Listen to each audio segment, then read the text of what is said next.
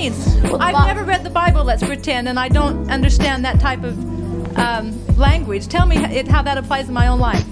Stay away from the Bible, Duffy. Tell us. How do you stay away from the Bible if you're going to preach, though? If you don't want to talk the way this Bible talks, you should keep your mouth shut. All right, welcome to the show, Brandon Peters podcast. Yes, hello, welcome to the show. We've got a new camera angle. I'm just trying my best to appeal to my fans on YouTube. There was a lady named Wendy who commented just the other day and said that the old angle was an eyesore, so we're trying something new out. So that's what this is. It's my phone's up on a Tupperware container there. That's definitely balancing on the corner of that table. Yeah, it looks great. Yeah, this is odd. It's okay. When the phone was up, like in the top corner, it like you just didn't notice it. Yeah, felt a little more natural, but like now it feels like I'm on like fucking TV or something. I don't know, man. This just feels like you have a Tupperware in your living room. Yeah, it just looks fucked. But like hopefully, it's a phone on a Tupperware. This absolutely doesn't look like if you were on TV. Yeah, just next to a big pile of blankets and shit. Kind of feels like TV.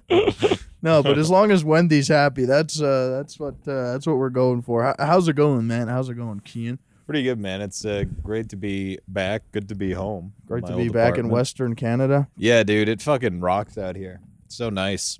I got to go on the road a little bit, and yeah, I just missed small town nonsense out here.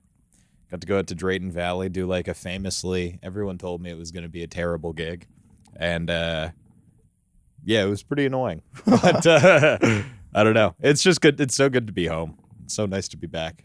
Yeah, back in your old home, or in your old home. Yeah, dude. Back in the fucking saddle. Are the memories flooding back in? They are flooding back in. It just felt natural to like walk back in from that parking lot, like I've done 10,000 times. Well, yeah, I texted you and I'm like, yeah, just text me when you're here. I'll meet you at the back door, and then you're just here. Well, I sent you a text and you didn't come. Oh, did you say? I did send you a text, and then the door was just open. Dude, I was busy propping my phone up on the Tupperware. Yeah, I was busy, man. My hands were full. No, but I'm glad that you were able to find your way back in. No, this apartment's it's pretty cool. It's pretty central to everything. I'm been enjoying my time here. Yeah, it rocks. Does the guy with the motorcycle still live here? I don't remember seeing a guy with a motorcycle. No, he was a fun character. I'd smoke weed out there, and then he would always come out and try to talk to me and grill me about neighborhood happenings, like just stuff around the house. He was beefing with one of the other ladies who used to park here, an older woman who has like a Jesus sticker on the back of her. Oh, the red minivan. Yeah. I always see her when I'm smoking. Yeah, so she, I think. It was a crazy story. He like took over her parking spot to like put his motorbike there because she was parking on the street, and then she was like, "Can I have my parking spot back?" And then the way he was explaining it, he was like, "Yes." Then this fucking bitch just parked her car in front of my motorbike, wedging it between the fence and and her car. And I was like, yeah, man, that's so annoying that she did that. And then he was like, anyway, are all these butts yours? And I'm like, no. He's like, okay, great. Dude, he must have won the battle because that lady consistently parks on the street. She's on the street every day. Yeah, so. I think he did win the battle. Like everyone else in the building hated her. I think like management and stuff included. She complained about a bunch of shit. And whenever she would complain, they would just write it off. Like Ryan Short, the comedian who famously lives in a van, was parking. He had parked the van in our parking spot in the back here for like a couple of days, like he was living there. And someone called to complain and be like, "What the like? There's clearly a man with a strange van living in the backyard." And the secure a maintenance guy was checking it out, and then Ryan went out and immediately made friends with the maintenance guy. He was like, yeah, someone like came to complain about it, but like, you know how older women are, like they've got way too much time. And he was like, yeah, I was actually looking at building one of these. And Ryan like gave him a tour of the van, and then he like put Ryan on our apartment's like parking permit or whatever. Damn. So Ryan was just allowed to be there for like, it was awesome. We had him. Just had a guy living in our parking lot for probably a month total. Dude, I've talked to almost like nobody else in the building since I've been here. The interactions have been pretty slim. Sounds like you were pretty active in the. I was active in the community, bro. Dude, Well, sorry, what were you saying? I was just gonna say I made friends with that one guy the motorcycle guy. He lived like 2 floors above, and then one of my old coworkers also lived in the building too. Damn. She like lived on the other end, so we'd always like I don't know, I'd run into her smoking outside, and then she'd tell me about my energy for a little while, and I'd go back in. Damn, dude, I just over like Christmas, I found out that my one of my not my aunt, I guess it would be like my great aunt. Yeah, it's like my grandpa's sister. Yeah, I guess that's great aunt. But I guess like in the 70s, she used to live in this building. Oh damn. Yeah, and then we found out she used to live like in this exact apartment. That's Which ridiculous. is insane, dude. Yeah, because she was talking about how they had to like move their couches in through those windows and stuff. Man, It's like insane, like just crazy. that's so funny. That's yeah, it kind of blew my mind a little bit, and I don't think it's been updated much since the 70s. No, like, it's exactly the same. yeah, like those wooden doors have been there for 50 years. Wooden doors are exactly the same. All that like shitty paneling that makes Yeah. up your, because like there's 1-bedroom units in here too, and you can see that they clearly just tacked on like the most temporary wall in the world It's to build it's the thinnest fucking Adrian's wall in the room. world. Oh yeah, it's awful. Yeah, I'm in this one right here. Adrian's in the further. Oh, one Adrian's that- in the big one. that- That's right. Yeah, but he claims it's the same size though. He claims it's the exact Adrian same size. is a fucking liar. Yeah, he's Adrian's a room liar. is way bigger than that room. Yeah, I think he thinks I'm going to try to charge him more rent or something if he admits that he has a bigger room. No, but- Adrian has a way bigger room. Yeah, I know so that bad. because when Brad and I moved in, we were like, okay, who gets the huge room?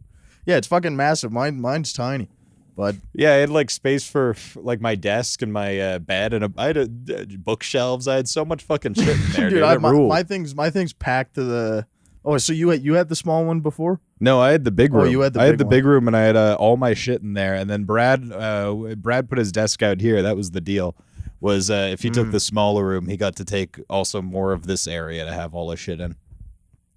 That seems fair. Yeah, that's kind of what. Yeah, I've got my desk out here too. But no, that wall is insanely fucking thin. Like if somebody is like literally breathing out here and you're trying to sleep, you can't. Oh, you hear everything. Yeah, dude. Like Adrian will be out here like watching a movie or something. I'm just listening to it, trying Yeah. to go to sleep. It's kind of fucked. Oh yeah, I felt so bad for Brad because he was always like way too polite to say anything. But I know for a fact that he just like listened to me play Forza until like 4 a.m. for so long and never that's- said anything. That's how good of a guy he That's is. exactly the situation that I'm in. But I don't mind. I'm a heavy sleeper. I fuck Adrian up in the mornings though because I have like 7 different alarms in and they start going off at 6 a.m. Like I have an alarm that's like in my bed. It looks like a hockey puck. I've seen it's- those and they vibrate. shake. Yeah, because yeah. like I can't hear my alarms at all. So yeah, I have that. So that thing shakes, and then the thing that it's attached to beeps, and I got my phone going off too for literally an Jesus hour Christ. straight. But I'm just really bad at sleeping through alarms. But he gets to wake up at 6 a.m. every morning. I would fucking hate that. I would like, dude, that would be a complete deal breaker if we lived together. Dude, he doesn't seem to mind. Adrian, yeah, you can kind of just do whatever you want to that guy. That's why I think he'd be a good roommate. You just tell him how it is. Yeah, just boss him around. Like, yeah, when he gets home later today, I'm just gonna tell him to clean the whole place.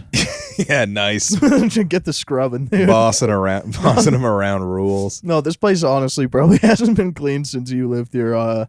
Yeah, I don't know. We did a pretty good job maintaining it until I moved out, and then it kind of got a little fucked when Adrian came in. I don't know if correlation equals causation there, but that's what happened. Damn. But we did a you- good job. You were the tidy one. I was the tidy one, but like Brad was also really good. He just never like gave a shit about how clean stuff was, Yeah. and I never really did either. Except when I first moved out of my parents' house, I had 2 roommates, and they were both very, very, very clean people. Yeah. And then I just got used to living in an exceptionally clean house, and when I went to be somewhere that was kind of dirty, I freaked out and hated it. So I think we had like one talk about how we need to be doing more dishes and cleaning every other day, or I'm gonna fucking freak out. And then yeah, it was pretty good after that. Then Brad realized how nice it is to have shit that's clean too. So it worked out well. I think I'm at that point now. I think we might have to crack the whip a bit, but it's a joint effort. But It is a joint effort. we can. You got to lead by example, but you also got to crack the whip. You got to say how you feel. Yeah. 'Cause that'll tear roommates apart. You not telling the other guy when you're pissed off at him for not doing dishes enough. No, I've had that before. I've had bad roommates, dude. I used to live with the fucking stinkiest guy of all time, like, Buddy. That sucks. dude. This guy would like go like a week without showering. Dude, it was insane. He would wear the same pajama pants for fucking like literally a week That's straight. Crazy. He would order Chipotle like 2 times a day, once for lunch, once for dinner. Was this in Toronto? This is in London, Ontario. So like this was when I was in school. Like I went to like all the people that I lived with, we all went to school together. Yeah. And like it was during COVID, so they kind of like put us in like group things. Right. So like we all did shit together.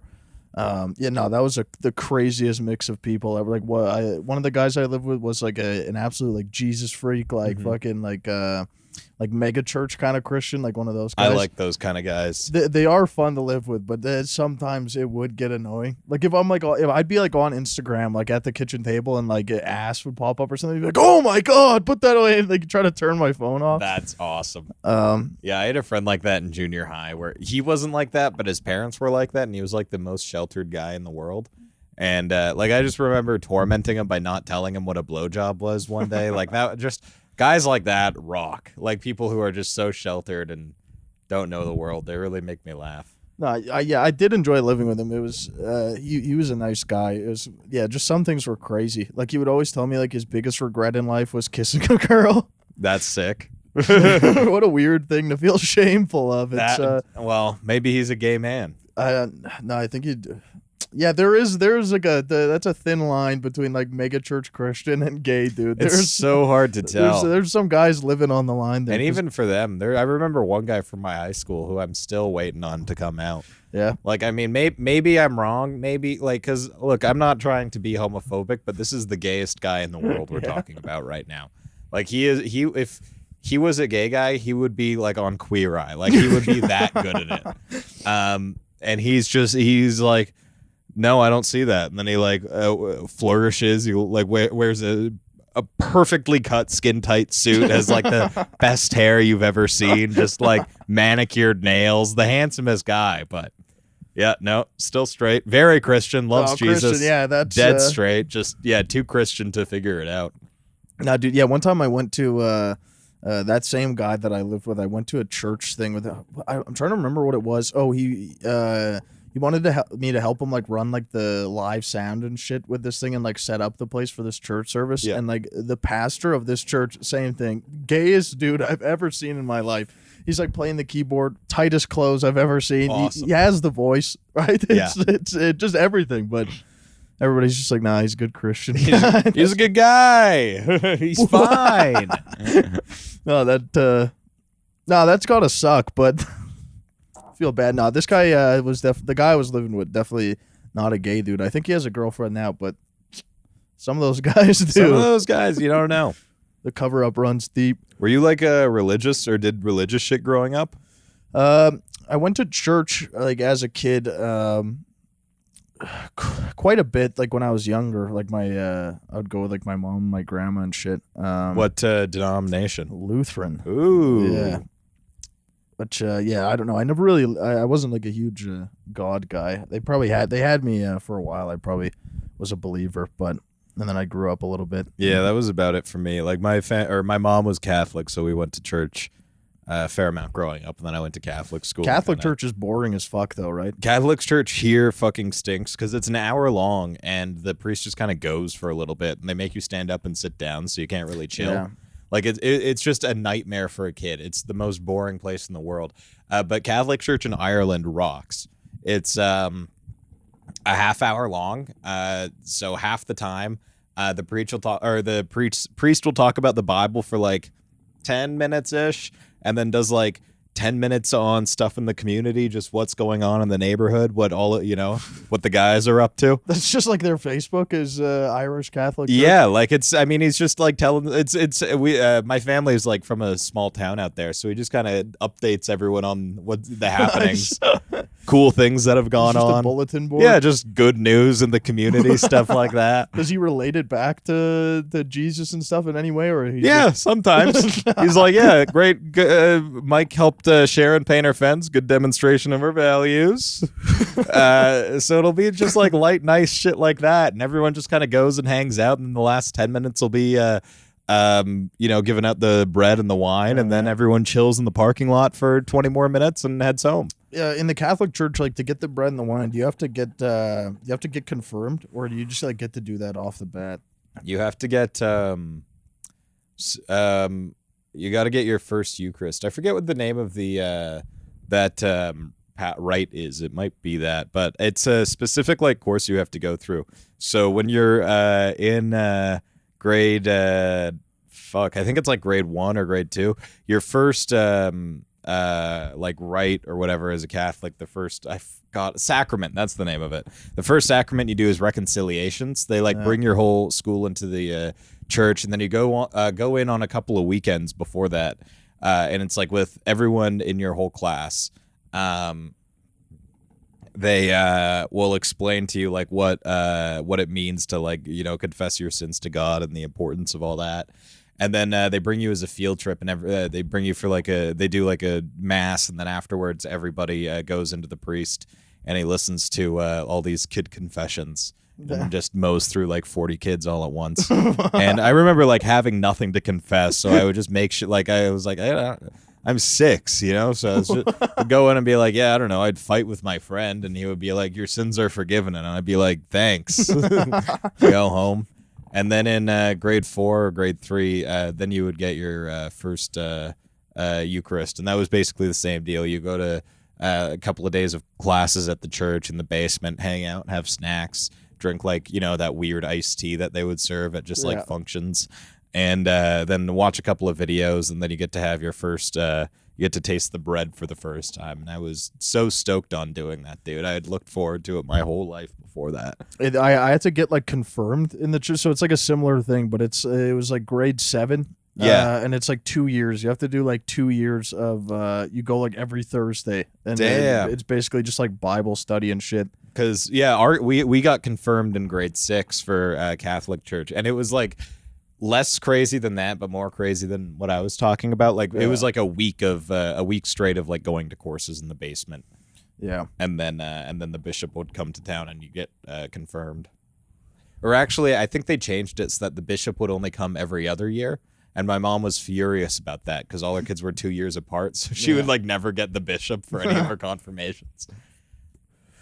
No, yeah. That was 2 long years. That was pretty bad. Yeah, I went to a Christian school for a while. That was kind of crazy. That sounds Christian school sounds weirder than Catholic school. Yeah, definitely. It was like a school fully made out of portables, and it was crazy. It was in a field next to a big mega church. Awesome. It's the church was fucking state top of the line, fucking beautifully made church, and then the school is just all portables pushed together. Oh, that's I don't know. That's such a funny way to show the clear influence of the church on young minds. Yeah, this is where the fucking money's going. We're indoctrinating the youth in our backyard. No, that was crazy. I only did that for 1 year though, and by that that was grade 5. So by that point I had already figured life out at that point. I knew this guy was. I used to just go to school and beef with the teachers on everything. Very chill. I would also do that too. Once I figured out decided God was fake, that was pretty cool. Yeah. I would literally just go to challenge them on everything. Yeah, I do that too. I remember we had to write a report. We had a nun come to school and teach a series of classes for us. Yeah. And one of the projects was we had to find a saint and just do research them and do a presentation on them. Yeah. So I picked Saint Olga of Kiev. Do you know her story? I don't. So her husband was murdered by someone. She was a queen in Russia. She ran a bunch of, not a queen, but she lord or something like that. She ran a bunch of shit, and her husband was murdered, and she devoted her entire life to just doing a genocide on the people who murdered him. So she would lure them to traps and execute hundreds of them at once. It was brutal, the tactics she would do. She would get guys to fall in love with her so that she could murder them and stuff. Crazy shit she did. Damn, dude. Absolutely brutal. Murdered hundreds and hundreds of people. And then on her deathbed, she like apologized and like confessed her sins to the Lord. And in her last rites, she was like welcomed into the kingdom of heaven and all this stuff. And I guess she somehow had miracles attributed to her after the fact. So the Catholic Church looks at her story as like one of redemption and all that. And that was how I framed it. I just spent way too much time on all the gruesome shit she did in the presentation. And I'm like, and isn't it beautiful? We can forgive her. Just one slide on the forgiveness. Yeah. I felt so slick with that one. Yeah, with that Christian guy that I lived with, we would literally just same thing. It was like I tapped into like my grade 5 self again, living with him, just trying to challenge him on literally everything. No, but then I actually went to church with him one time. Like he took me to this one big mega church, and it was fucking insane. This thing was like a fucking shopping mall. It had like a gift shop. There was like a coffee shop in there. I was like, this is fucking insane. Those things are nuts, bro. Yeah, and then like the communion was pretty ass. It wasn't even wine. It was just juice. That sucks. No bread. I think it was just like a little wafer thing. Well, yeah, it's always the little wafer. I fuck the wafers, dude. When at my church, it was like it was like a loaf of bread. You just got like an actual piece ripped off. Nice little shot of wine. That's crazy. Yeah, no, we get the little wafer. That's the whole thing, that Jesus couldn't find the yeast, so it never rose. That's why it's the wafer. Ooh. So you guys were just eting fake shit. Yeah, Lutherans are just fat. Lutherans love bread. That was one of Martin Luther's demands. This bread fucking sucks also. Change it. Yeah, I was disappointed with that. But like at the end of the service, they were like, oh, for the communion, we have tap, we take debit. There's an ATM at the That's back. Too much. It's like, and like he was just unfazed by it. I was like, that's fucking insane. As corrupt as the Catholic Church is, they still do just want your coins. Yeah, they don't have tap. Yeah, as bad as I know everything about them. I know how they are. Yeah. But they just want your nickels and dimes. That's a lot less evil to me on the surface. No, but yeah, just them saying it like that blew me away at the end. I don't know. I should get back into church. Yeah, I want to. Just like pick a new religion though. Yeah, I want to go. I want to go to some mosques and see what that's all about. Yeah, if I was to choose, if I was to like pivot to, well, I'm not. I guess not pivot. I guess I'm a free agent right now. But if I was to sign with a team, it might be Islam. Because honestly, like I've met people of most religions, and the best people I know have all been Muslim. They are the sickest people. They're like the kindest, like just the best people overall. Yeah, Christians and Catholics are catty. They can get mean, and like I'm sure Lord knows there has to be a darker side. Yeah, there has to be. No, but overall, I don't know. They're the nicest. They're who I want to hang out with the most. Yeah, they do the sickest shit. Plus, Christians don't smoke hookah. No, Christians don't do that, and Christians don't have their own slang that all rocks. That is also true. Way worse food. Christians. Yeah, just roast beef and Yorkshire pudding. Would that be Christian food? I don't know. We would just have we'd have a shitload of pierogies at every function. It'd be like pierogies and Timbits and just like Costco platters and everything. Yeah, that's pretty bland. Yeah. Yeah, Muslims got it down on the food department. What else do they have that's good? Eid, I think, might be cooler than Christmas. I don't know. Christmas owns. I'm a big Christmas guy. I like Christmas, but I remember being in like the 6th grade and just like all my friends were like Muslim kids, and like come to Eid time, I was jealous, dude. I'm like, fuck, I want to be Muslim, dude. I think it was just because it was at a different time. Because every time I wasn't celebrating something and I knew kids that were, I was like, what the fuck? Yeah, because I think Eid's usually like spring-ish. It kind of changes. Yeah, I think it changes, but yeah, a lot of the time it falls in like when we're in a real dry spell. Like we have Easter, just like a nothing holiday. That would also drive me nuts because like I don't know if this was your experience, but I'd have like kids in my school, like their parents would get them shit for holidays that my parents didn't get me shit for, and I would hate it. Like I had like friends like whose parents would get them shit for like Valentine's Day or Easter. Like they'd be like, oh, my mom got me an iPod for Valentine's Day. And it's like, dude, does your mom want to fuck you? That's fucking insane, dude. Yeah, and I didn't know that was on the table. Dude, it made me so mad. And then I talked to my mom and I was like, do you guys hate me? Like, why are you gonna hate me anything for Valentine's Day? They're like, Because it's fucking Valentine's Day. Fuck no, that's insane. I had no idea that I was even missing out on that. No, dude, I went to like a unbelievably rich junior high school. Like my family wasn't. It was just like the best school that my mom wanted to get us to. So we had like, and it was a mix of like kids from all over. But it was in like a good area. So you had like just people who owned like double lot mansions. Yeah.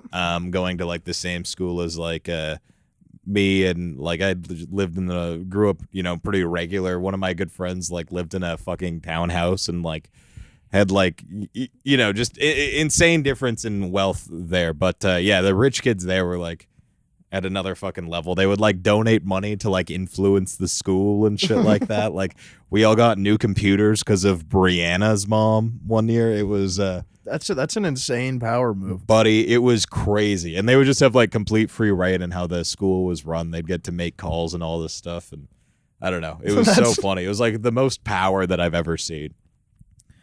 That's great. I'm still fucking hung up on the Valentine's Day gifts, man. I've been missing out on Valentine's Day. Yeah, you go back and claim some gifts, dude. Nah, February's coming up, dude. I'm gonna be sending a text to my mom and dad. What are you getting for your Valentine this year? I'll be expecting gifts. Yeah.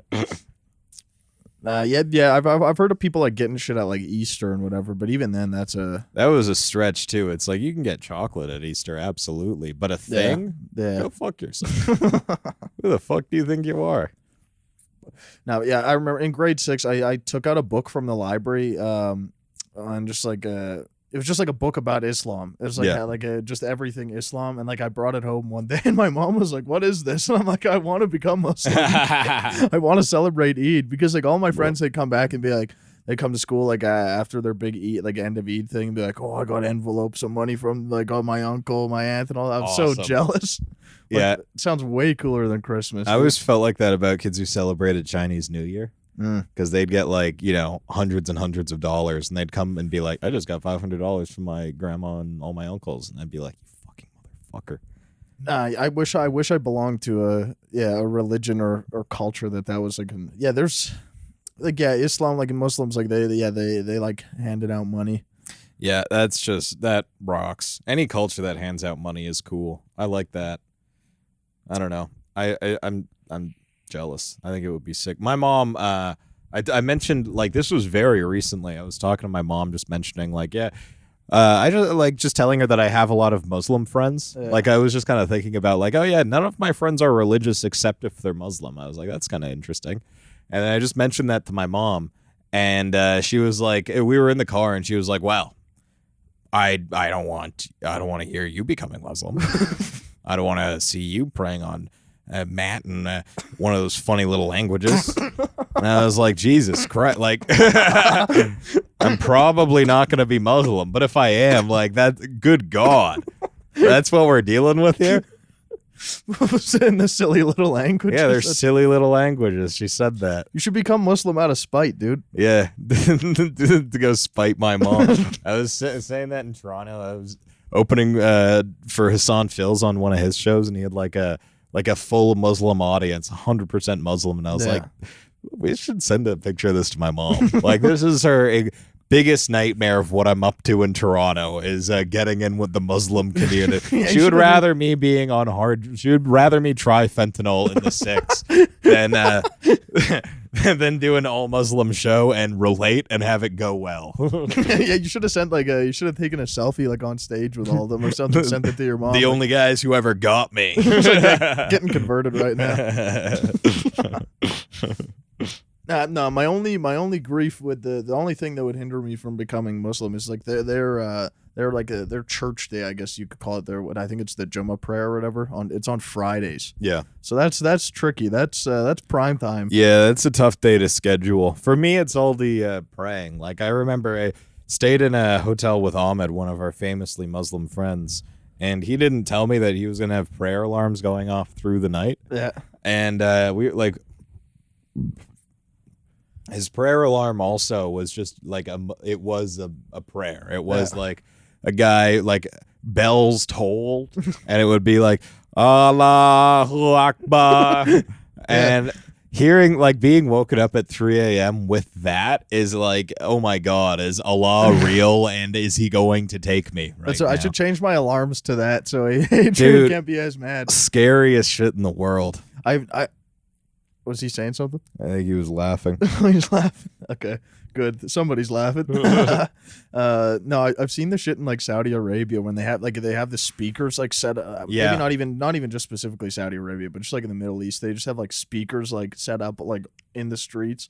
And they play that stuff. I do love that. Like, I mean, how handy would it be if you had a city and everyone was just the same religion and you had the same exact shit to do? That's what it was back in the day. Yeah. Like I guess Canada was like that at some points. Like it would just be like a section of like only Catholic dudes. Yeah. Yeah. I mean, like there was more religion, but we always had like a decent mix, I think. I'm talking about like a country where it's all one thing. Where you're just born and Yeah. it's like that. This is how me and everyone else is. Yeah, I guess pretty much everywhere other than North America, that shit still exists. I guess some parts of Europe probably not. But like Middle East, but for the most part. Middle East, I think they're rocking. I mean, depending on the place, obviously, but I think they can rock out pretty hard being like sole religion states. Which is pretty sick, I guess. Like if you're just like on the same page as all of your boys, like Yeah. everybody has the same morals and values. Yeah, like when I was listening to a podcast about like the first war in Afghanistan, like the one with Russia and shit that the U.S. funded. Yeah. Talking about like how the Taliban came to be. That was basically it. Like there was just one guy who like the place was in shambles. No one was running anything properly, and then there was just like one kind of warlord basically who was like, I'm going to start ruling according to the Quran. And then was doing a way better job than everyone else. And they were like, oh, we'll just do this. And then kind of all got on board. And then obviously took it. They got a little crazy with what they were doing. Radical. They got a little wild. They were having fun. They got there. rowdy. Like to be like other than like the dying part and like all that stuff and it would being in the Taliban probably for the most part is pretty awesome. So like the shit you get up to like with the boys like and that you're just hanging out and stuff. Dude, I think it would be the funnest thing in the world because you're hanging out with all your boys, but like they are crushing it. They crushed it so hard. Like getting to do all that, starting a rebellion with your dogs, that's fun. Now they taking over, winning, that's fun. Being in power for 20 plus years now. Oh my God. The good times never end, dude. Not even being like the upper level Taliban guys, like even like the lower level, just like the foot soldier Taliban guys, like those dudes are having so much fun. They're having the most fun. The top guys are stressed. They're worried about getting deposed, running out of AK-47s and Toyotas or whatever. But like the low level guys, they're just blasting tanks. Their life is just a Jackass movie. It's just Jackass. Run into that building, blow that shit up. Yeah. Just playing with rocket launchers and stuff. Dude. This is how they convert people. This is how they recruit people to ISIS. You ever seen like those videos? They'll just be like a random like suburban white guy, and like he just ends up in like the wrong like forum. Yo, yeah, I love those guys. Then they just disappear one day, move to Afghanistan. They like change their name, and there's like a missing photo of them, and they have like a weird like patchy Muslim beard. Yeah, they're just like interviewing their mom. I have no idea where I went. That would be the worst thing as a mom. Like you just like raise a kid, like they're like 18, and then they just join ISIS. Dude, that would stink. The ones that I always felt bad for were the women who would get involved in it. I haven't heard a story like that recently, but you'd see women who get like radicalized and they're like, we're going to go over and be like wives of ISIS. And then they would get there and be like, oh my God, this is the most fucked thing I've ever experienced.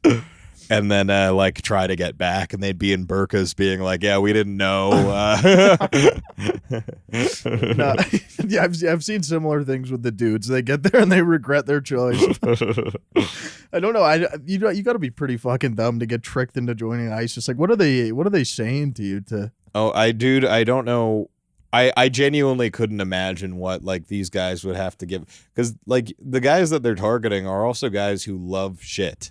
Like they love all the shit that we have over here. Like, yeah. I couldn't imagine a guy who like, anyone that they were able to get to go over to fight for ISIS was also just a guy who probably loved Slurpees or something like that. Yeah, they I had to couldn't give imagine. a bunch of shit up. Yeah, I couldn't imagine like There's no 7-Elevens in Afghanistan. getting pushed to that point where the one thing that brings you joy, Slurpees, you can't get in Afghanistan. You're not getting McFlurries anymore. You're not getting your weird McDonald's order. Dude, they get there and they're just imagining putting together a McGangbang. They're like getting like weird lamb burgers and like just like, I don't know, raw chicken meat that they fucking bartered for at the market and being like, this is kind of the same. Trying to get a little taste of home. Dude, we should start. We should like open convenience stores and shit in Afghanistan. Yeah. Cater to all the white guy defectors to ISIS. Dude, Just sell white snacks at a markup. that's money right there. I haven't heard much on Afghanistan lately. I know like what it was like 2-3 years ago or something when they left all that shit there. Yeah. Well, I'm sure it's gone well. Yeah, I don't know. By this point, surely they've learned how to use it all. Famously, every time the U.S. has withdrawn in a rush, it's gone well.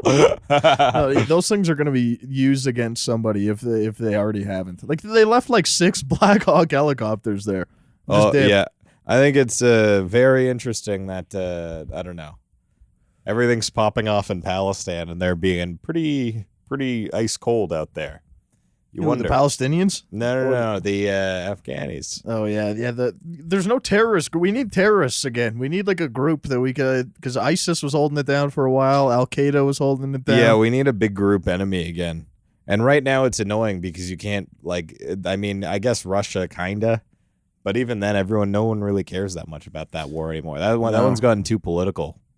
Yeah, that's boring. There was some cool videos at the beginning, but that's I still get pretty into the videos. yeah.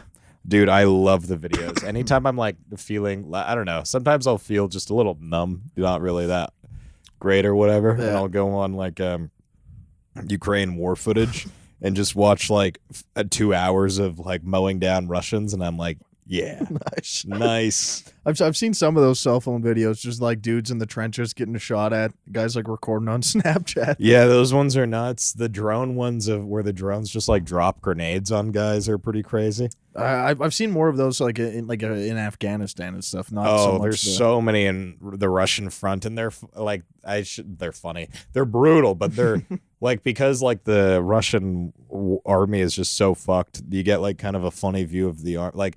And there's one video of 2 Russian soldiers like butt fucking, like literally like one guy getting fucked in the ass, and the drone just like watches them for a minute and then just drops a grenade next to them and blows them both up. It was like I couldn't imagine a worse way to go out. If you're gay, that might be the best way to go out. Just doing what you love, Buddy, while also fighting for your country. Imagine that's how you get found, with an exploded cock in your ass.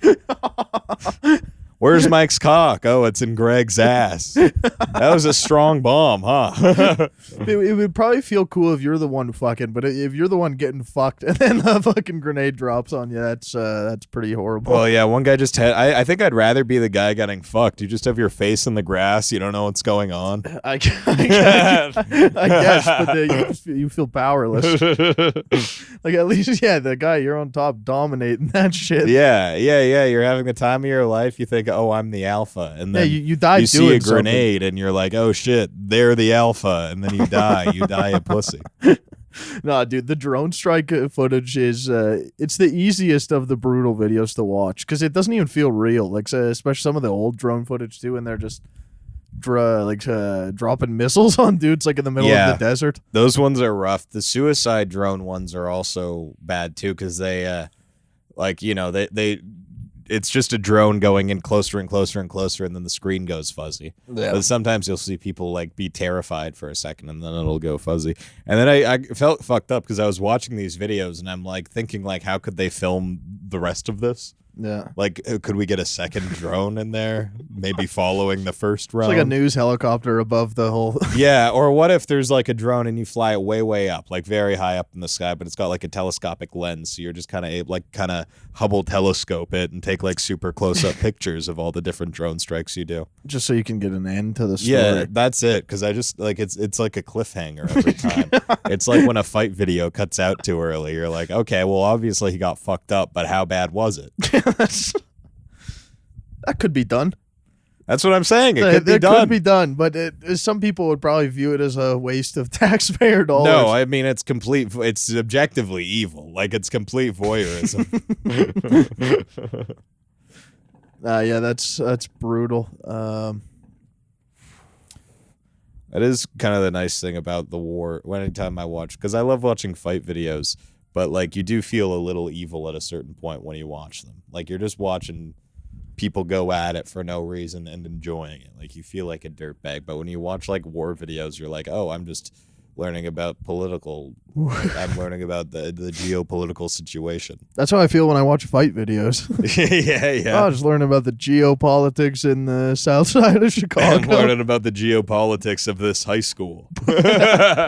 Now, high school bathroom fights, those are fucking awesome to watch. Those ones kind of get me though whenever they're fighting near like a urinal or like whatever. a ledge. Yeah. Yeah. Oh, dude. Yeah. Because some guys get their face like fucked up on a counter. Those ones are bad. My favorite ones are classroom fights where it's like a guy swinging over a desk. Yeah, and then all the desks are getting pushed out of the way. Those ones are the best. Or when the teacher gets involved or she catches a stray too. God, yeah, those ones are great. Teacher getting punched is a classic video. Yeah, just everyone freaking out every time. No, yeah, it's funny, yeah, because all the kids will be going crazy, and then the teacher gets punched, and it's like a loud pop, and then it's just so quiet. And then it's so quiet. Teacher punching is another good genre. Yeah. This when the substitute teachers, it's always the substitute teachers who like get up in the kids' faces. Yeah. They come in power tripping. Those ones are awesome. The kid will fucking swing on them, dude. Yeah, those are sick. Oh man, fuck, being a sub's probably such an awesome job. Yeah, I think it would be. I mean, I don't know. I've known subs now, like in comedy and stuff, and I would see them get like fucked up before school, very consistently. I'd be like, "No, you have to work," and they'd be like, "We're watching a movie tomorrow," and then just like keep drinking and doing blow and shit. Like, it seems you don't like have to the do easiest shit, job on the planet. Like, no one's expecting you to do a good job. They're just expecting you to hold it down for a day. And that is exactly what I can do. Yeah, the kids are already on your side. Like, every kid loves a sub. Like, no kid's mad when a sub comes in. Every once in a while, there'd be a shitty sub. Yeah, I don't know. We'd have, like, anytime we'd get subs, we'd just, like, see if we could push them. If they were chill, we'd enjoy them being chill. But if they, like, tried to crack the whip, we'd be like, oh, no. And then go after them and be nightmares. The old guy subs were the worst. The best is, like, getting, like, a mid-20s girl sub. Yeah. That's the perfect sub right there. That's a sweet spot. Because they're still relatable to all the kids and shit. Like, you just become friends with them, and then you're hyped when that sub comes in. Yeah. Yeah, we'd have, like, the best, our favorite, actually, was, we had, like, this student teacher who just, like, nobody respected. And he was, like, I forget his name. But he was like an Italian guy, like a big classic, like Guido-looking guy. And this was like in junior high when Jersey Shore was huge. So we just like gave him so much shit for like wearing chains and like tight Hugo Boss shirts to class. Like he looked like a fool, like just gelled up hair. It truly was a ridiculous outfit to go educate children in. This is Pauly D. Yeah. He was so stupid. And anyway, he was our student teacher, and then eventually like. We had him for a couple of months, and then he left and went back to school, graduated, and then that next year we would start having him for like different classes. Yeah. And we'd see him and just only call him by his first name. We'd always be like, "What's up, Luke?" And he would hate it and just like couldn't get us to respect him. And he tried sending kids to the office, and this was right when we found out that like the principal doesn't know you're coming to the office. Yeah, you can just fuck off. You can just leave. Especially when it's a sub. Yeah. Oh, yeah. So that people would start doing that, and he'd like catch it. Like he'd send people to the office and find him like walking around a couple minutes later and freak out. Dude, anytime I got one of those, I'd just go home. Yeah, that's the best way to go. I had leave. I had one guy in like grade. It was like in my grade 10 gym class, and we had a teacher. She was the like first year on probation. and we hated her. We just decided to break her, and she was like trying to send this guy Luigi to the office. Luigi? It was Luigi, yeah. Did you go to the most Italian school of all time? No, You had, like, Luigi's Filipino. what the hell? Yeah, Luigi's a Filipino barber. He's like buddies with Leo. Sick. But he was in my gym class, and he was fucking around, just not paying attention or whatever. Yeah. And the teacher like sends him to the office, and he's like, "Oh no, it's okay." And she's like, "Luigi, go to the office." And he's like, "It's fine." And he just kept he kept doing that. He negotiated his way out of No, it's okay. You're just trying to Jedi mind trick the teacher. She freaked out and then just caved, and he wasn't budging, and she just had to move on with the class. Dude, it was awesome. She didn't get brought back. This was this same sub too. I remember one time in the computer class, she had like, there was a big projector in the room, and she was like teaching us something, so her computer was hooked up to the projector, and then she left us alone to do like group work, and left her computer hooked up to the projector, and then left. And then one of these kids, Christian, who was just like a piece of shit, like degenerate, he would like always bring batons to parties, like just fat as shit, but like also strong, like one of those guys. Yeah. Just scary. Just a burly guy. Yeah, just a big Just a burly corn-fed guy. fucking Loved idiot. getting in fights. I'd always see him calming down outside all the time. But he got on the computer and found Miss Kester's sorority photos from when she was in like university, like her at car washes, like in bikinis and shit with her friends, and like put them up on the screen, and everyone was like dying laughing as he was scrolling down, and then she walked in and was just mortified, like took, oh man, like so sad when she saw what was going on. And like it took her a while for her to actually say like, "Get off! What are you doing?" So he just like kept scrolling down them in front of her. It was like the most mortified I've ever seen someone be in my life. It was so special. Dude, sorority photos is crazy. Dude, it was the jackpot. Just like a teacher we didn't like. She was so embarrassed, and just like pictures of her being an idiot with her friends, like not doing anything wrong, like just having fun. Yeah. But she was trying to be like professional and shit for us, and we were like, "You fucking idiot, you're not like that. You're just a normal person." Dude, I miss fucking with teachers so much. Like fuck it, that's still to this day, that's the thing that's brought me the most joy in my life. It felt so good, and like I was just such a little psycho at that time. Like I had no concept of empathy, so I was just like, "Yeah, you're on fucking my turf now, dude. Like I'm not locked in here with you. You're locked in here with me." I was like going Rorschach mode on the teachers, dude. Dude, I made a meme account in junior high of the school, and I would like post memes of like all the teachers. Yeah, and I like found all of their Facebooks. I found a couple of their YouTube channels. Hell yeah. I found like one teacher that everybody hated. I found her YouTube channel, and she had like a bunch of videos uploaded of her like singing and playing the guitar. Oh no, they were bad. They were like fucking. It was the worst singing. I made so many memes out of them. And then she found out about like teachers found out about this page. Like I was taking, it was mean as fuck. Like I found like one teacher's Facebook, and like I just found a picture. She had like a really long face. Yeah. And I found a picture of her like just smiling with like a huge mouth. Like I put a picture of her next to like a picture of a horse. And I think she found out about that one, but nobody knew it was me. Like still to this day, well, they know now. If you're listening, Miss Makula, I'm so sorry about them videos of your singing. But no, yeah. Then the page got taken down. It got like reported a bunch, but that was a fun little period, because like it would get like teachers, they would bring it up in class. That's like, awesome. Like the one that was singing and stuff. I remember her bringing it up in class, and she was like on the verge of tears. Oh man, fuck. Dude, making teachers cry was like such a special moment in school. Just getting them to fight with you, like getting them to snap out of like a professional thing, getting to see their real like anger and shit. Like, that was so special. I had one of those in grade 8, and like by the end of the year, I'd figured this guy out. Like I knew how to get him to that level. I'd just do it like every single class. guy named Mr. Town. I used to fuck with that guy. Like, he used to fucking rage at me, dude. Like, he one time he was like, "Oh, you'll never amount to anything in life." Like, he was raging. He was like, "You're gonna work at McDonald's," and I just remember sitting there. I'm like, "Damn, dude, you're a grade 8 science teacher. Like, it's not much better than working at McDonald's." Oh man, that rocks. Yeah, I was talking with my buddy the other day. He's like very successful now, and in school he just like fucked around because he's like a lighting designer, and he has been doing the dude I met last night. Yeah, that guy. He's been doing that job since he's been in like junior high. He used to work like with his church and stuff. So he's been doing what he's doing now for his whole life.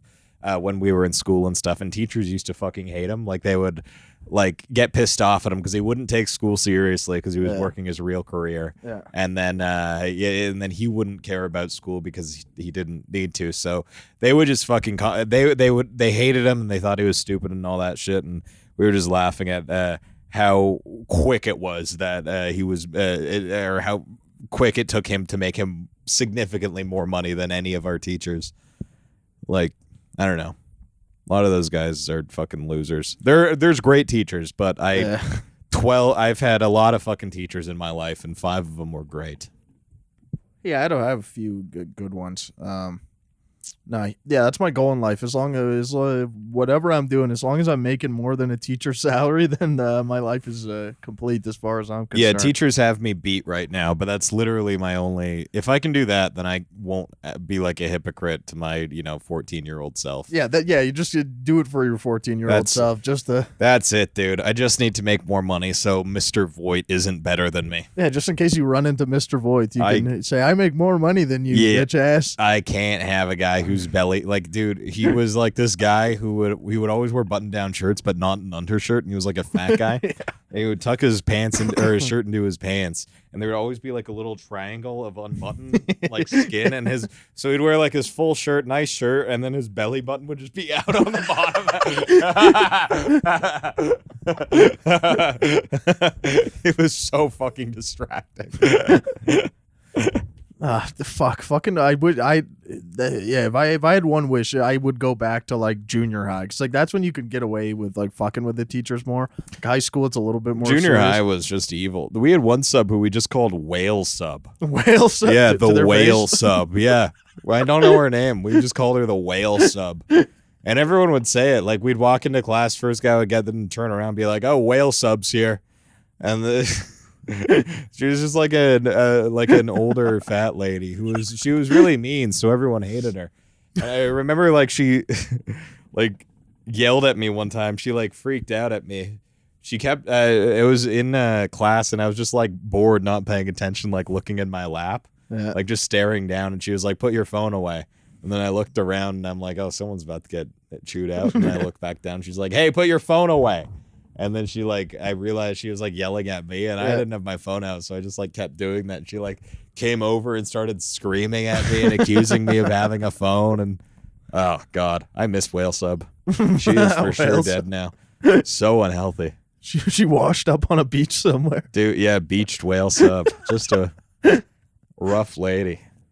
I had a Spanish teacher in junior high, the Miss Gutierrez, but she was white. I'm pretty sure that must have been a fake last name. That is not real. But she was like a short little fat lady. Everybody used to call her Goot Loops. Goot Loops is awesome. People would call her Goot Loops to her face because it's like not demeaning enough that it's like insulting.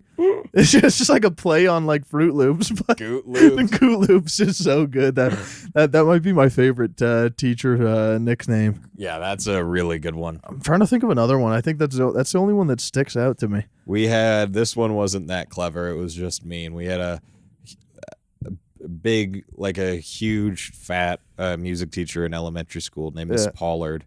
Everyone called her Miss Pool of Lard. That one was good. The best nickname I've ever heard in my life was a lot of these nicknames are for fat people, I'm realizing. But there was the easiest ones to come up with. They're the absolute easiest. They are just slam dunks every time. But there was a fat ginger girl who went to our school, and everyone called her Ginger Beef.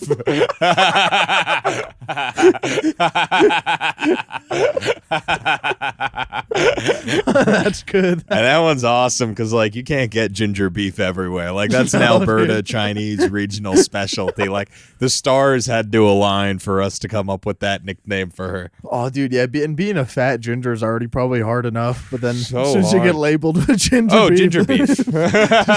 Did she get called that to her face ever? I don't know, but no one knew her name. They'd just be like, oh yeah, I saw ginger beef the other day. Ginger beef. Oh fuck! Yeah, this is like a trip down memory lane. Did you get in trouble in school a lot? I got in like good trouble probably like once a school. Like well, in grade 6, I got in trouble for spitting in a girl's face. Nice. I got sent to the office because this was like in elementary when like girls were still way huger than guys were. Yeah. So there was this girl who was just like bullying my friends. Yeah. And I remember knowing I wasn't allowed to hit girls, and I thought I had found a nice little loophole to that world. So I just like hawked a loogie in her face. And then just the way everyone looked at me after, I was like, oh, that's way worse than hitting girls. Dude, a girl spit on my face in grade 6. It's a rough one. And as a person on the receiving end, that's you did a terrible thing. Yeah. It feels awful. The older I've got, every year I age, that just gets so much worse to me. Yeah. Like I could imagine doing that to someone even less. The disrespect behind that is insane. Nah, those things are terrible because they just like they live dormant in the back of your brain, and like you're just reminded of it every once in a while. And it's a little just G check. It sucks. makes you feel bad about yourself. Yeah. Then the other, I got suspended for like 2 days in junior high school because I found out about the Mormon website.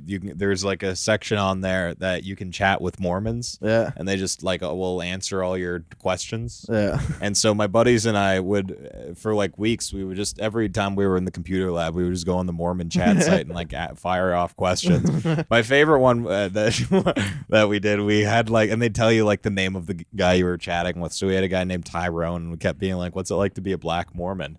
And he was like, I'm not black. And we would be like, you can be honest with me. That was pretty funny. And then I ended up doing one. I had like done this on my phone, and it was like me. You have to put in your name too. So I put in Mo Lester, which was for a 13-year-old. That's peak. Unbelievably clever. I was very proud of that. And I'd woven this whole tale about how my son was a Satanist. And Yeah. I kept finding animal parts around the house, and I was looking for advice for what to do. And I was like I had done the whole conversation. I was showing the transcript of it to my friend to be like, look how funny this was. And the teacher was just like, oh, thank you, and grabbed my phone out of my hands. And it was on that screen. And then she like read through that and called me out of class and was like, what the fuck is this? And then I had to go to the office and explain. I was like, no, this is funny. And they were like, this is disgusting. And That's funny. I felt like so embarrassed about it for so long. And then like just a couple of years ago, I was like, no, I think that was kind of funny. Dude, one time, probably around that same age, probably like 13, something like that, on Now Radio, like 102.3 Now Radio, they have like an app where you can like text into them and stuff, and you can like ask them to like shout you out or whatever. And I was like 13, I texted it, and I was like, I said my name was Bend Over, which also peak. That was incredible. But yeah, I told them that like my dad was like dying of cancer, so he was like in the hospital, and like I asked them to like shout him out, and they shouted him out, and they said bend over, and it was the best moment of my life, dude. It was fucking awesome, man. I love little kid pranks like that. They just feel great. Dude, prank calls were the shit, man. There was this website called Prank Owl where you can like type in a phone number, and it would be like one of those like automated prank calls. It'd be like, oh, I'm here with your pizza, like that kind of thing. Yeah. And I used to do those to like the front desk of the school all the time. And just like hearing the secretary like get mad at you because like I'd hit her with like 4 in one day, but I'd like space them out. That's so funny. Yeah, it'd be like a pizza one. Like there was like another one I remember. It was like an Indian guy saying, "You killed my dog. You bet you killed my dog." And just like the secretary would get so mad. I wish I thought to prank call my school. Because like the first time we prank called, we would just like enter and like we would put in like our area code and then just enter in random numbers till we got a hit. And then we put in one, and the phone number was like 780-486-1234, and we call it, and it's like, hello, Siemens Canada. We laughed so hard we had to hang up. And then like come up with a plan of attack for the next one, which was just to make sex noises, like call and do that loudly. So we did that like 10-15 times. They were like, we're gonna call the police, and then we got freaked out and stopped. But anytime we wanted to make prank calls, we were like, oh yeah, we know the number. Siemens Canada. Oh, dude, fuck, prank calling was the best shit ever, man. Like we used to get like apps on our phone, like they would give you like a different number. That was the best, because then you could get all your friends and stuff. Those were awesome. Yeah, we would like me and my one friend, we found this one. It was like one where you could like message off of it as well, like with this like other number. And yeah, we would just like start beefs like with all of our friends or people that we like loosely knew. We would like tell them about shit. Like, oh man, I remember this one girl. These two girls were like best friends. Like we like very loosely knew these people, but we heard shit about them, and and I had the number for one of them, and the two of them were like best friends. Right, but the one girl, I guess, she fucked the other girl's boyfriend, and like the one girl didn't know about it, and I had the one who didn't know about it. I had her number, and we texted her and like told her about that her friend was like fucking her boyfriend, and I think it started like a huge fucking beef. That's awesome. That was like playing God. That was awesome. Like I need to bring that back, dude. Just. You could get comedians with that easy. Yeah, this I might bleep that part, and then no, I'm not gonna do that. No, you should do that. Comedy drama right now is so funny. We were talking about it at the beginning of the show, but I was filling in. I was telling my sister about the latest piece of comedy drama in the Edmonton scene, and a big long weaving tale about calling people out in public confrontation and all this stuff. Yeah, and. At the end of the story, my sister was like, what are the ages of everyone involved? Funniest question you can ask. And the average answer to any of that, it's like 40. It's like 37. 50, 40, 32. Just tragic ages. I find that I often forget like the ages of people, because everybody kind of feel like, for the most part, everybody kind of feels like they're like the same age. Everyone acts the same. Yeah, there's everyone acts like a kid, and it's always it's I don't know, it's funny. It's always like a young guy getting pissed off yelling at the adults. It's always been like that for as long as I've been in comedy. It is awesome. It is like getting to go out every, like, even if you're a bad comedian, it's awesome going out and just getting involved in all of this stuff. I don't know where I was going with that, but no, it is crazy. Yeah, local comedy drama is it's fantastic. It's just so pointless. Yeah, it is meaningless. Like I'll try to like tell like my family or something, just like something pretty like surface level about like the Edmonton comedy scene or whatever. I'll try to talk about something, and they just don't give a fuck. No one like gets it. Like I was trying to explain to my dad like our bit about commissioning portraits of Corey. Yeah. Me and my buddy Brad were commissioning portraits of a comedian we didn't like, just in secret, and having them around. And he just didn't get that. He just didn't get why that was funny. He was like, oh. Huh. Did he see the pictures though? Yeah, he saw the pictures and he was like, "What? So do you really like this guy?" And I'm like, "No." He's like, "Okay."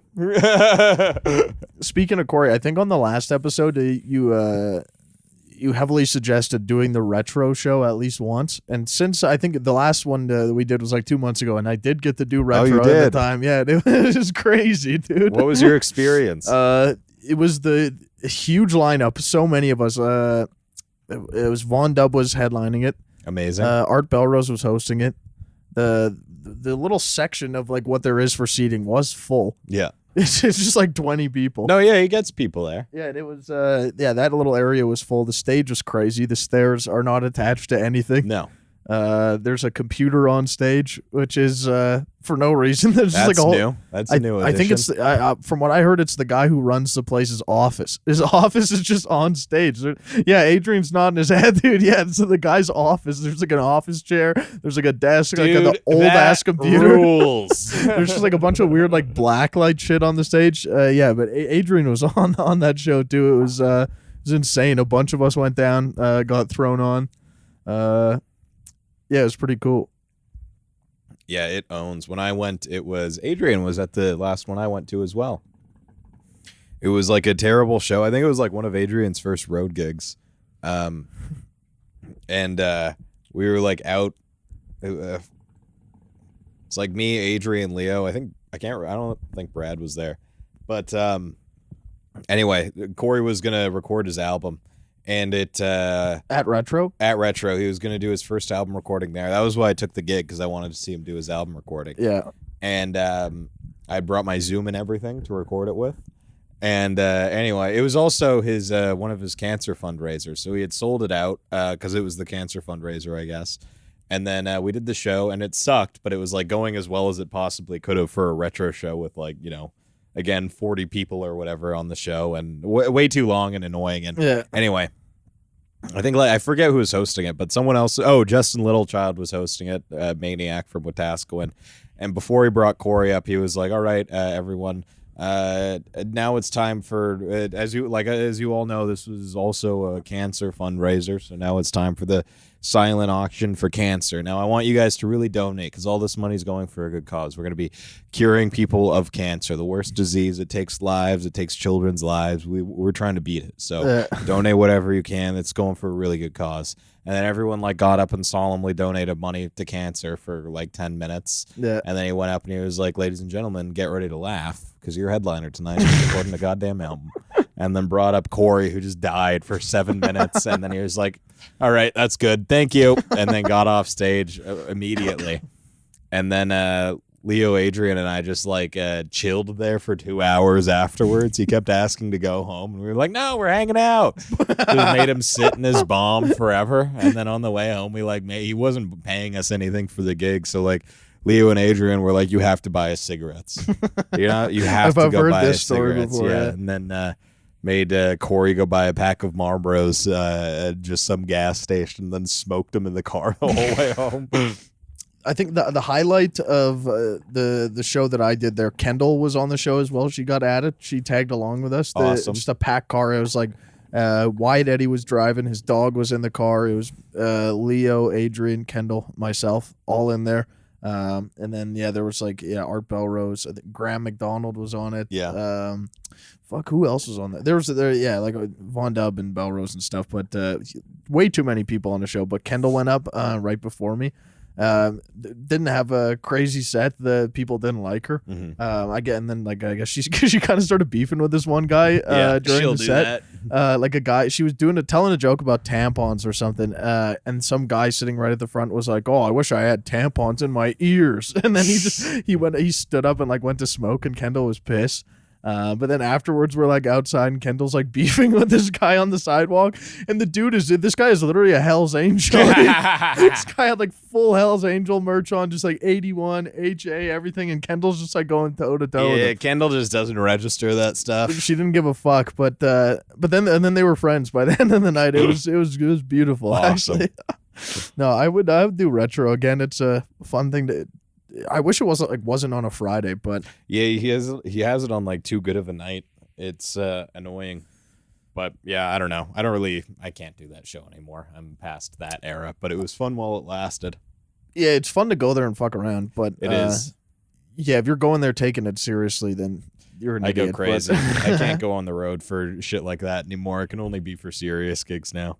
Yeah, because that's like a 40-minute drive. It's a 40-minute joke, and it's like a 3-hour-long joke, and it's funny for the first little bit of it, and then after a while, you're just done with it. You're halfway through, it gets boring, and you just have to be there for the rest of it, and then drive home with Corey. It sucks. Yeah, the food's pretty good. Yeah, food's not bad. They got like fish and chips and shit there. It's not bad. Well, I don't want to end on retro, but well, tell me, I don't know, what's something cool that's cooking? What's cooking? What, in terms of comedy or just I don't fucking give a shit. You're starting a show? I'm starting a show. The little voice of God coming. What's your show? I don't know. There's nothing set in stone yet, but I think Jordan Graham and I are going to be starting a show. No, congratulations. So hopefully New Year, January, something's going.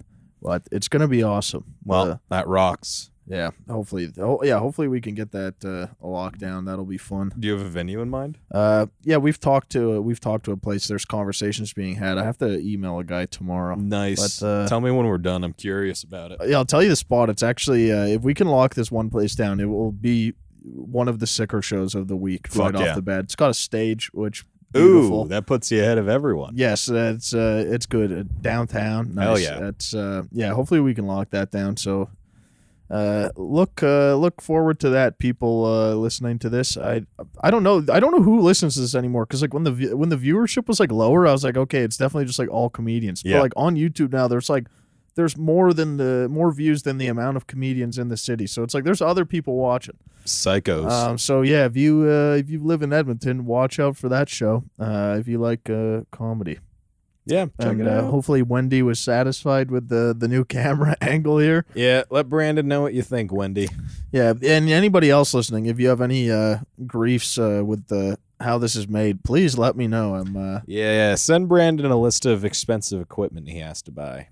Yeah, dude, I need a camera. That's next on the. I just ordered a fucking there will be an upgrade soon. Whoa. Ordered this fucking like a Zoom recorder thing. Nice. Four inputs, so leveling up. Yeah, that'll be cool. But yeah, camera's definitely next. And then I'm gonna buy a podcast studio. I'm gonna just convert this whole place into a podcast studio. Yeah, just dude. renovate it, honestly. Turn one of the closets into a studio. One of those packed full closets. Turn both of the closets into little independent studios. just do it over Zoom. Yeah, have 2 somebody else recording booths. Yeah. Perfect. That's how we should have done this one. Well, Wendy might not be satisfied with those camera angles, so that's it's a lot of editing. Wendy might have to suck it up, honestly. Wendy might have to start her own podcast. Wendy was kind of a MILF. Wendy's bad? She had a little profile picture on there. Wendy's I was open to taking her advice. All right, Wendy. Anything to satisfy Wendy. Thanks, Wendy. Yeah, hit me up, Wendy. Yeah, any other comments or complaints or concerns, leave them in the comments. I want to ask. I'm going to become one of the guys that ask for comments now, because I don't like seeing the 0 comments. I like seeing. No, it sucks. I like 1 or 2, dude. It feels good when somebody takes time to comment. Yeah. Yeah, hit the like button. Send us a comment. Tell us who you think should win Israel. Tell us who you think should get it. Yeah, put that in the comments. Yeah. And pipe in on Ukraine as well. Yep. Any conflict you can think of. I don't know. I want to hear about it. Yeah, if there's any ISIS recruiters listening, hit me up. Yeah. If there's any white ISIS guys out there listening. I'm open-minded, and I have a void that needs to be filled, and I would have no problem filling that void with a little ISIS, as long as you guys got Slurpees. Yeah, I think we can end on that. ISIS, leave a comment. Yeah, thanks for coming on. What, you got a shout out anything? I don't. What's going on with you? Not too much. I live in Toronto now, so if you want to see me, come. I don't know if you have listeners out in Toronto, but I'll be doing a bunch of shows out there at Comedy Bar in January. I'll have dates posted on Instagram soon. Follow me at cian_beatty. All my shit will be there. Thank you for having me, Brandon. This was very fun. Thanks for coming back to your old stomping grounds. Very happy to be back. Adrian looks sad. What's okay? I think we should end this and console Adrian. He looks sad. All right. Thank you for listening. All right. Adios. Goodbye. Thank Thanks. you. Good.